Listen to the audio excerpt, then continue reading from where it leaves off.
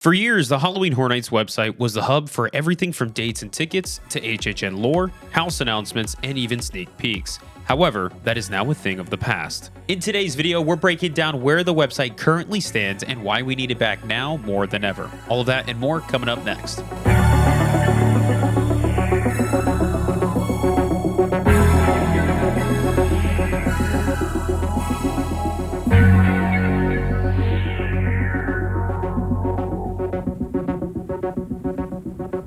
What's up, everyone, and welcome back to the channel that takes you through the fog with part 2 of our changes that we want to make to HHN series. If you all remember from our previous video, we had 2 ideas that we wanted to elaborate more on in separate videos. Those ideas were enhancing the queue lines, and then this idea, bringing back the official HHN website. This, of course, will all be leading up to that live stream on Tuesday, April 2nd, where we will be discussing all of these changes more in depth with all of you. So be sure to mark down your calendars for that live so you don't miss out. Now, we have 3 segments to discuss in today's video as far as the website goes. Those segments are the current state of the website, how HHN would benefit by bringing it back, and the one that we are diving into first, what exactly was it? The Halloween Horror Nights official website created an immersive and interactive experience in correspondence with that year's HHN event, from years like 2003, 2006, 2008, and even 2017. The website truly transported you into the atmosphere of Halloween Horror Nights. Not only was this a place for some of the cool, interactive, story-driven elements that the creative team made for that year's event,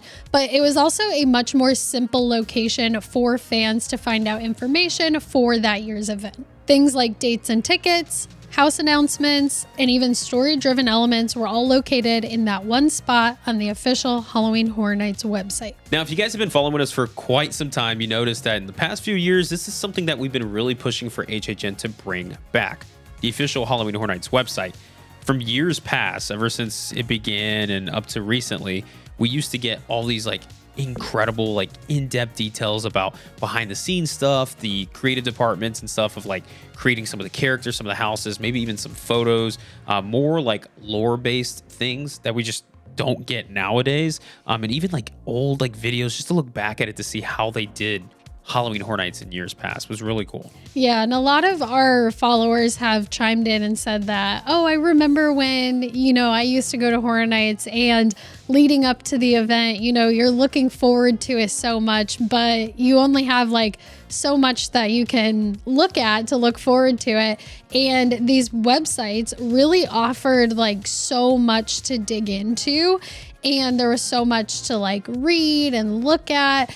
And it just offered people the ability to really get excited for the event and plan and prepare for their trip in more detail than just, the social media posts or planning their tickets or their hotel stays. Yeah, it really just brought you into the atmosphere of what that year's HHN was supposed to be.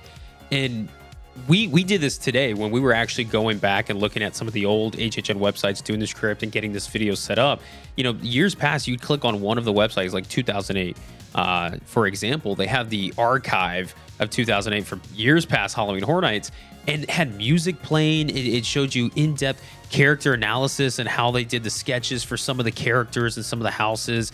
They had background details and all that stuff, and that was the archive one. When you go to the actual website one, when you click on houses and all, it had the music for the houses, it had the characters on the front stuff, and it really put kind of a chilling setting that we just don't get nowadays. Moving on to our next segment in today's video, which is going to be the current state of the website. Just like we spoke of in our previous segment, there was a location that would direct you to the website based on which event you were attending. However, for the past few years, this will now only direct you to the official Universal website. The location we are focusing on is, of course, Orlando's, but since this change, the HHN portion of things has decreased in all areas.